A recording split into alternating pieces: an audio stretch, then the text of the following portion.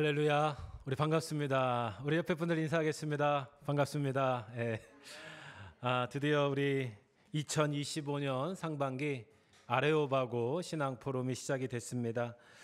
올해 2025년도 상반기는 저희가 지혜 문학 중에 몇 권을 통해서 우리 성도분들에게 이 하나님의 지혜의 삶을 나누는 시간으로 진행이 되겠습니다. 제가 첫 번째 두 번에 걸쳐서 이 전도서에 대한 말씀을 할 것이고요. 그 다음에 이 아가서, 그리고 마지막에 우리 잠언서. 그래서 저와 우리 조성돈 목사님, 또 우리 정 목사님 해서 세 분의 목사님이 상반기 동안 이렇게 좀 짧게 올해는 기획을 했습니다. 이 전도서, 지혜문학 여러 가지 성경의 말씀이 있지만 사실 가장 어렵고 또 어떻게 보면 성경에서 이해하기 힘든 게 바로 이 전도서가 아닐까 생각을 합니다. 오늘 그 전도서를 좀 시작하면서 일부에서는 전도서에 대한 좀 개론적인 이야기, 그리고 두 번째에는 전도서를 통해서 우리가 삶의 지혜를 어떻게 고백할 수 있는지에 대해서 좀 진행을 하도록 하겠습니다. 먼저 이 지혜문학이라고 하는 거에 대해서 저희가 좀 알고 이제 중간에 말씀을 드릴 텐데요. PPT. 사실 왜 이 시대에 이제 전도서인가라는 거를 좀 저도 개인적으로 준비를 해봤습니다. 저 개인적으로는 이 전도서가 제 고백인데요. 성경 중에 가장 어렵습니다. 그 이유는 이제 전도서를 읽다 보면 좀 정리가 안 돼요. 그리고 이 시대에 뭔가 이야기를 하고 있는데 너무나 어렵고 철학적인 이야기가 많아요. 그래서 제가 신학대학교 때 한 그 책을 만납니다. 그게 무슨 책이냐면 제가 이제 이 전도서의 메인 교재로 쓰고 있는 존재의 이유라는 책입니다. 여러분 제목부터가 좀 어려우시죠? 저는 지금까지 평생 이제 25년 이상 목회를 하고 또 신학 공부를 하면서 가장 어려운 책입니다, 이게. 어느 책든 이 책은 제가 이거를 이해하고 싶어서 프랑스어를 공부할 정도로 그래도 이해하지 못한 책이 이 전도서에 대한 책이 존재의 이유라는 책이에요. 제가 그렇게 써놨어요. 이 왜 전도서인가? 저 개인적으로는 넘어야 될 산 같았어요. 너무나 어려워요. 너무나 철학적이고. 그래서 제가 이 책을 거짓말 안 하고 한 10번 읽었거든요. 근데 무슨 말인지 사실 몰라요. 근데 이번에 제가 전도서를 하면서 다시 제가 그 어릴 때 고민했던 그 인생의 문제, 신앙의 문제, 이 철학의 문제를 어느 정도 제가 좀 느낀 것 같아서 전도서를 시도하게 됐습니다. 이 존재의 이유라는 책은 사실 굉장히 유명한 철학자의 책인데요. 자크 엘렐, 프랑스 학자입니다. 물론 지금은 이 땅에 안 계시지만 이분의 책을 보면 인간의 이 지혜, 학문이 얼마나 심오한가를 느낄 수가 있어요. 이분이 존재의 이유를 쓸 때 이런 고백을 했어요. 내가 살아야 할 가장 중요한 목적을 이 적자, 이 자크 엘렐은 전도서에서 찾았다는 거예요. 그러니까 그 석학이 평생 연구한 거의 마지막 역작이 이거였어요. 그러니까 얼마나 어렵겠습니까? 거의 이 인문계의 아인슈타인 같은 사람이거든요. 그러니까 얼마나 어렵겠어요. 뭐 양자물리학 이거 이해하기 쉽지 않잖아요. 근데 이 자크 엘렐이 마지막의 유작이 이 존재의 이유였어요. 전도서를 해설한 겁니다. 이 자크 엘렐이 어떻게 고백했냐면 나는 학자도 주석학자도 해석학자도 신학자도 아니다. 여기서의 나의 유일한 자격은 내가 전도서를 반세기, 그러니까 40년, 50년 넘도록 묵상하고 전도서에 관해 기도했다는 것이다. 여러분 이 자크 엘렐이 어떤 사람이 이 기술혁명이라는 걸 쓴 사람이거든요. 이 1912년에 태어나신 걸로 알고 있는데 이분이 근대 문과, 인문학자이면서도 과학을 넘나들었던 유일한 세계적인 석학입니다. 근데 이분이 평생 고민해서 해결하지 못한 게 전도서라는 거예요. 제가 그렇게 많이 공부하고 경험을 하고 수많은 전 세계를 다녔지만 제가 전도서를 넘어서지 못했대요. 그리고 마지막에 이 책에 고백하는 게 이거예요. 기도했다라는 거예요. 이 철저한 인문학자가. 원래 이분이 이 세상을 사는 그리스도인의 또 뿌리기도 합니다. 저희 연구소에서 하고 있는. 그 정도로 이 전도서가 우리 교회 성경 안에 들어있는 게 저는 기적이고 영광이라고 생각해요. 그래서 저는 전도서를 선택하게 됐고요.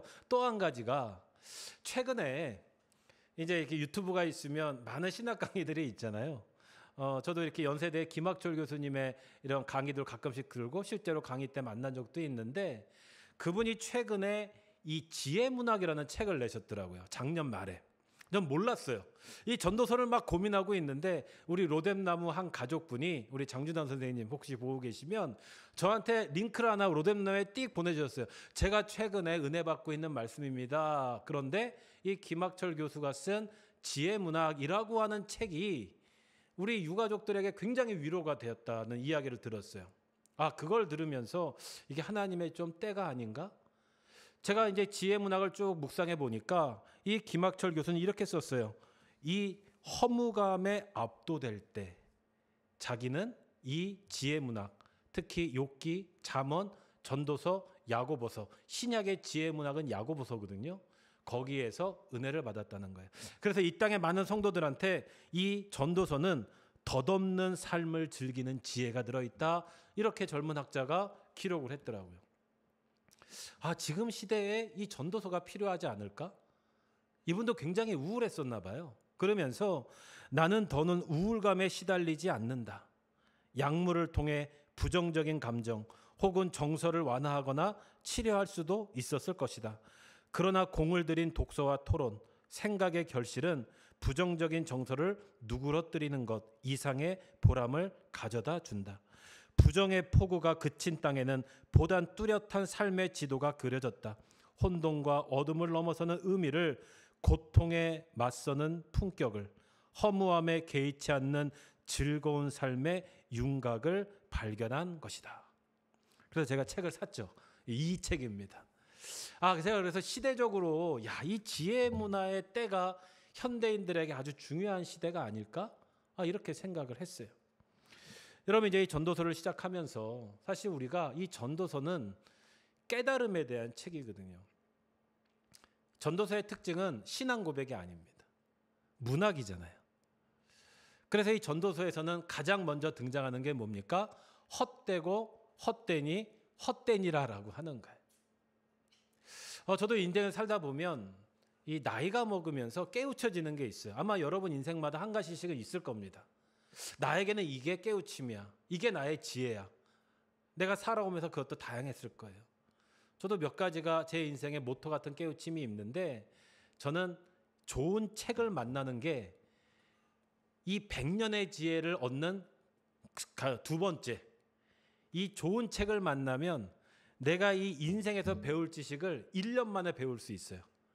근데 좋은 스승을 만나면 1시간 만에 깨우치 있다. 이게 제의 깨우침이에요. 아마 여러분도 있을 거예요. 저는 그게 인생의 깨우침이에요. 만남이라고 하는 게 그렇게 중요하구나. 그런데 우리가 살면서 도저히 깨우칠 수 없는 것들도 있어요. 뭐냐? 살아봐야 깨우치는 게 있어요. 이해를 못하는 겁니다. 왜? 도대체 왜 그래요? 그럼 아무리 설명해도 이해를 못해. 그럼 마지막에 할 수 있는 이야기가 뭐냐? 너도 한번 살아봐. 결국 그거밖에 없는 게 있어요. 이 전도서는 그 두 가지를 다 이해하셔야 돼요. 전도자는 그거를 말하고 있는 거예요. 내가 평생 살아봤더니 내가 깨우치는 것들이 있어요. 그런데 결국 경험하지 않고는 모르는 게 있어요. 그래서 전도서는 그게 굉장히 중요합니다. 1장 2절에 전도서는 이렇게 선언해 버려요. 전도자가 이르되 헛되고 헛되며 헛되고 헛되니 모든 것이 헛되도다. 우리에게 화두를 탁 던져버려요. 헛되다는 거예요. 여러분, 마지막 결론도 똑같아요. 전도자가 이르되 헛되고 헛되도다 모든 것이 헛되도다. 그러면 인생이 무의미한 거야? 이게 성경에 이런 이야기가 있어? 이 가운데 있는 그림은 뭐냐면 이 데이비드 베일드라고 하는 그 화가의 그림인데, 이 그림의 제목이 이 베니타스, 이 베타스, 허무라는 거예요.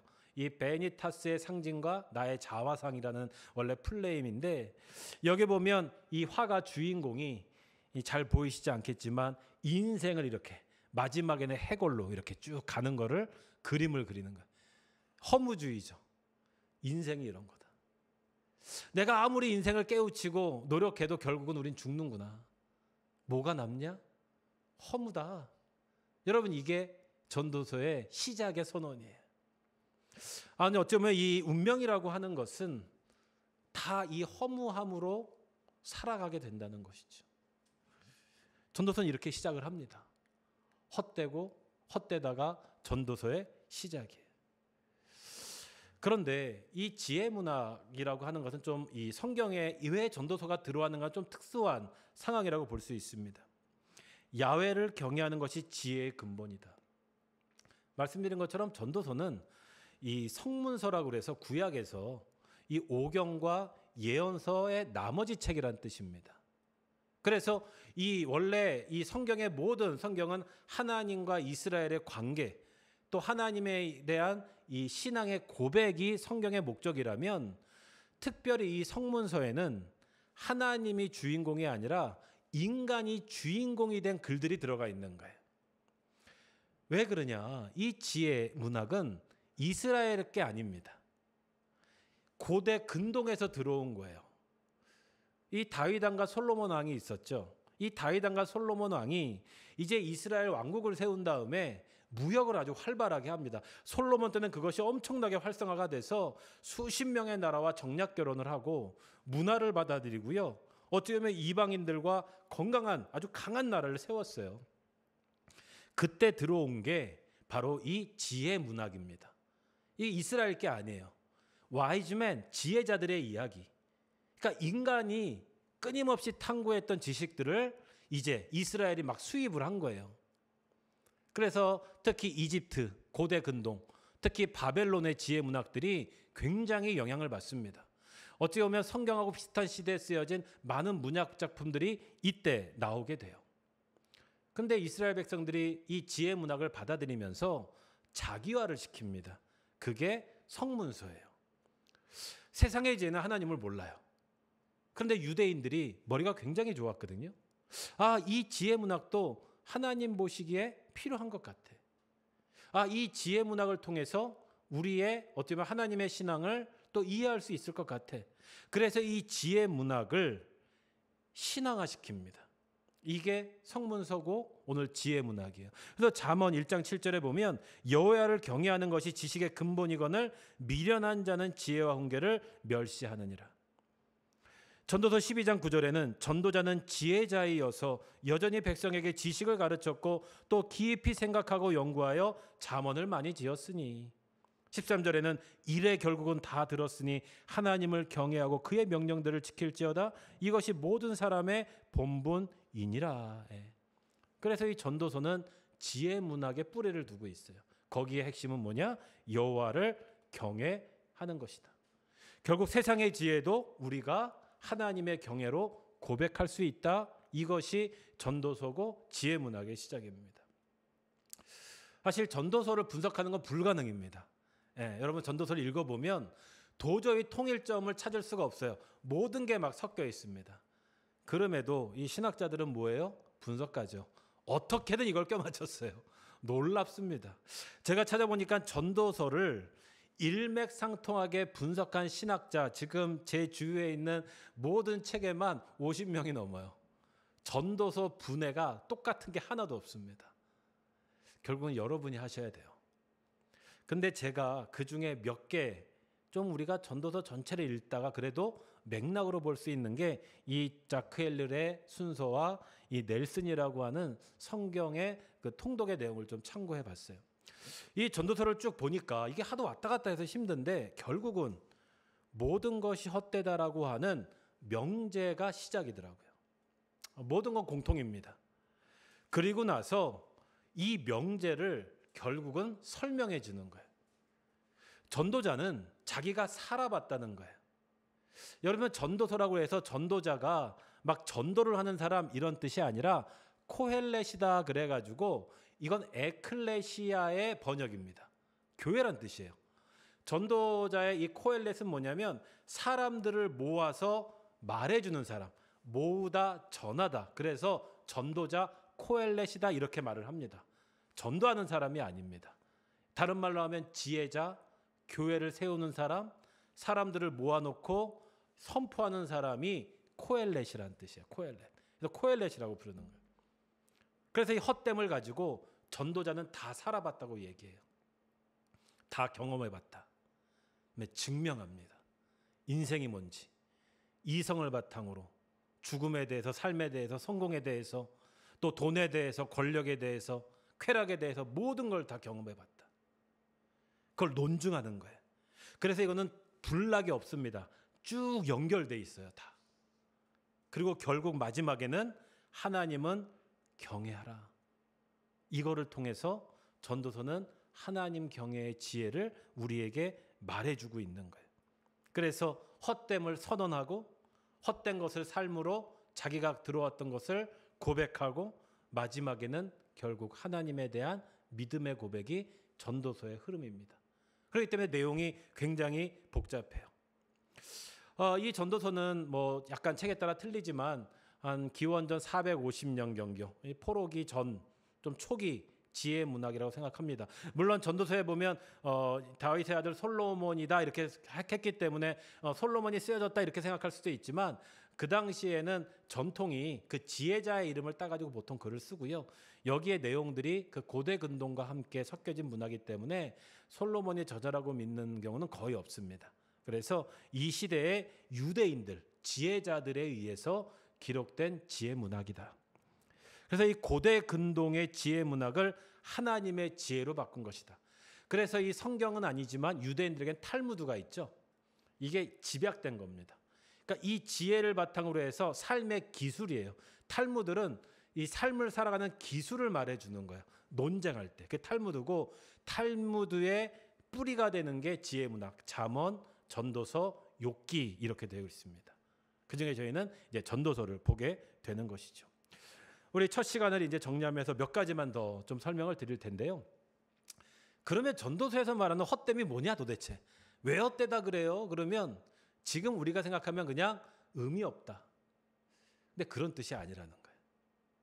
전도서에서 말하는 헛됨이 헤벨이거든요. 헤벨을 우리말로 굳이 풀어 쓴다면 안개란 뜻입니다. 안개. 존재하지만 안 보이는 거예요. 그런 의미에서 보면 삶이 헛되냐? 의미 없냐가 아니죠. 삶은 존재하지만 뿌옇다라는 게 더 맞는 번역일 수도 있어요. 연기의 개념도 있습니다. 날아가는 거예요. 허황된 거죠. 내가 욕망을 가지고 봤을 때는, 내가 욕심을 냈을 때는 이게 다 날아가 버리는 거예요. 우리의 인생의 실패죠. 허무죠. 이게 허무죠. 실체 없음. 내가 쫓는 게 뭡니까? 여러분 보이는 걸 쫓나요? 대부분 실체 없는 걸 쫓아요. 로또가 되고 싶고 내가 뭐 이런 꿈을 꾸고 이게 헤벨이라는 거예요. 때로는 덧없어. 살아보니 인생이 별로 없어. 이게 헤벨이에요. 소멸되는 거예요. 그러니까 우리가 헛되다라고 했을 때 의미 없어가 아니라는 거죠. 이렇게 다양한 게 인생에 있다는 거예요. 그래서 1장부터 2장까지 이거를 선언합니다. 대표적으로 지혜를 쫓는 것이 헛되다. 다른 말로 하면 지혜도 덧없을 수 있어요. 내 지혜가 아닐 수도 있어요. 거짓일 수도 있어요. 또 잘못된 지혜일 수도 있어요. 이게 헛되다는 거예요. 연기와 같다. 내가 아무리 지혜가 있어도요. 저도 치매 걸리면 의미 없는 이 헛되라는 거죠. 쾌락도 헛되죠. 일시적인 거죠. 내가 아무리 권력을 갖고 업적을 세워도 헛되죠.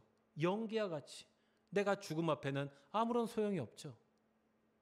힘든 노동도 헛되요. 내가 무엇 때문에 노동하냐? 이것도 안개와 같을 수 있고 내가 건강이 무너지면 쓰러질 수 있다는 거예요. 일확천금도 한순간에 무너질 수 있다는 거예요. 그러니까 우리가 생각하는 헛됨은 이렇게 많아요. 그냥 헛되다 이게 아니라 헤벨처럼 너무나 다양하다는 거예요. 근데 제가 한 가지 좀 포인트를 주고 싶은 건 뭐냐면 헤벨과 아벨이에요. 이거는 이 존재의 이유에서만 나온 글 같아요. 이 존재의 이유에서 이 분은 헤벨을 아벨 어원으로 비슷하거든요. 거기에 통찰력을 좀 가집니다. 전도서 전체에 흐르는 아주 중요한 통찰 같아요. 여러분 이 헤벨, 아벨은 같은 어원이거든요. 아벨이 뭐 누군지는 다 아시죠. 창세기에 나오는 가인과 아벨을 말해요. 하나님께서 아담과 하와를 내쫓잖아요. 첫째 아들이 가인이었고 둘째가 아벨이었어요. 가인은 곡식을 키워요. 아벨은 양을 키워요. 하나님께 예배를 드려요. 가인은 곡물로 하나님께 예배를 드려요. 아벨은 첫 양의 살과 기름을 하나님께 예배를 드려요. 그런데 하나님이 첫째 가인의 제물을 받지 않아요. 그리고 혼내. 가인이 화가 나가지고 아벨을 죽여요. 첫 번째 살인이 발생해. 이 땅에 아벨의 울음이 퍼져요. 하나님은 가인에게 아벨이 어딨냐 물어봐요. 가인은 변명을 대요. 사실 우리 지금으로 이성으로 보면 이해할 수 없죠. 왜 하나님이 동생 걸 받지? 성경에 안 나와요. 근데 히브리서에 보면 아벨의 향기라는 게 나오잖아요. 아벨이 헛되게 죽은 것 같지만 하나님은 그 또한 계획이 있었던 거죠. 우리가 볼 때는 아벨은 너무나 허무하게 죽었잖아요. 살아보지도 못하고 잘못한 것도 없이 형한테 살인을 받았어요. 단지 그냥 처기가 물론 거기에 대한 많은 해석이 있지만 아벨이라고 하는 헛됨은 뭐예요? 허무한 게 아니에요. 의미 없는 게 아니에요. 아벨의 죽음이 의미가 있는 거예요. 허무한 게 의미가 있는 거예요. 하나님이 그 아벨을 기억하고 있다는 거예요. 그게 인생이라는 거예요. 그래서 가인은 기술이라는 카인이 기술의 어원이 됩니다. 이 자크 엘룰만이 통찰할 수 있는 거예요. 인간을 상징합니다. 인간의 힘과 권력을 상징하는 게 가인이고 허무하게 죽었지만 마지막에 끝까지 하나님과 동행하는 건 아벨이라고 하는 거예요. 여러분 이게 이 전도서가 결국은 말하고 싶은 헤벨이라고 하는 것이죠. 그래서 전도서 2장 24절 26절에는 사람에게는 먹는 것과 마시는 것, 자기가 하는 수고에서 스스로 보람을 느끼는 것, 이보다 더 좋은 것은 없다. 알고 보니 이것도 하나님이 주시는 것. 그분께서 주시지 않고서야 누가 먹을 수 있으며 누가 즐길 수 있겠는가.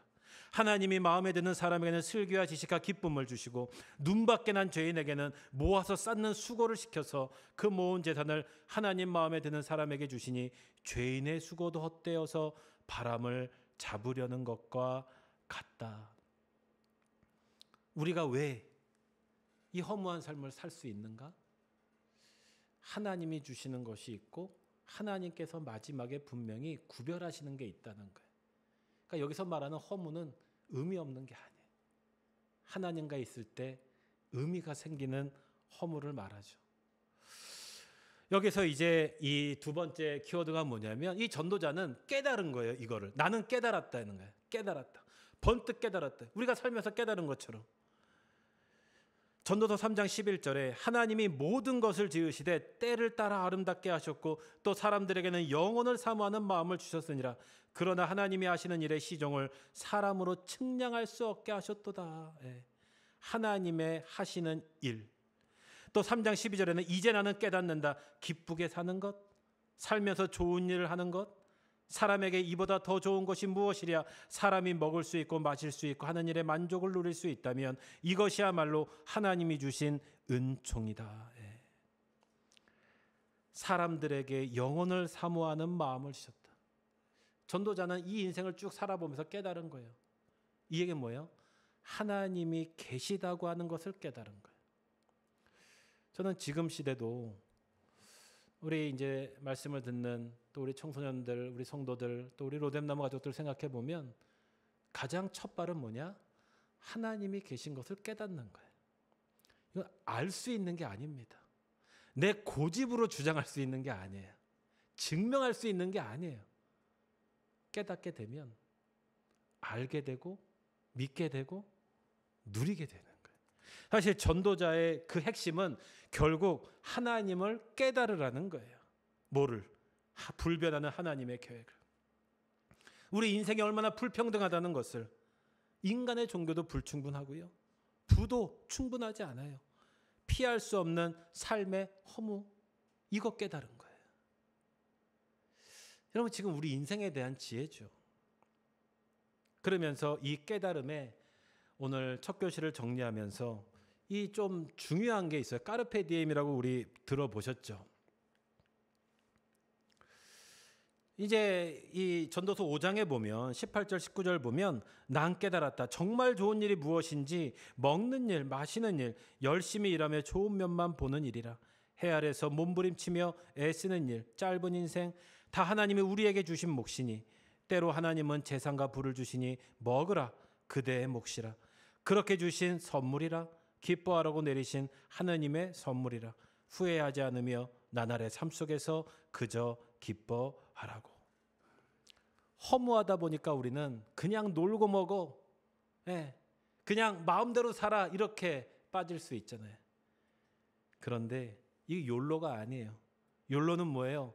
단 한 번뿐인 인생, you only live once잖아요. 이걸 말하는 게 아니라는 거예요.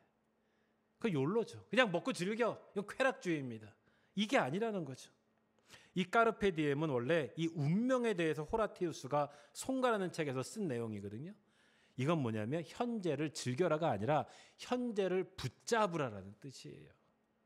과거는 지나갔고 미래는 아직 오지 않았으니 확실한 것은 현재다라는 거예요. 이게 전도서의 깨우침이에요. 현재 마음대로 살아라가 아니라 욜로가 아니라 먹고 즐겨라가 아닙니다. 더 그 현재를 살기 위해서 최선을 다하라는 거예요. 운명이 뭐지? 삶이 뭐지? 돈이 뭐지? 인생이 뭐지를 끊임없이 알기 위해서 알아가라는 거예요. 그리고 미래는 결국 하나님이 계시다라는 것을 깨우치라는 거예요. 이 인생, 삶에 대한 깨달음이 바로 전도서의 개론이라고 할 수 있습니다. 우리 다음 시간에는 이 몇 가지 그 이후의 이야기로 두 번째 시간을 우리 만나기를 소망합니다. 감사합니다.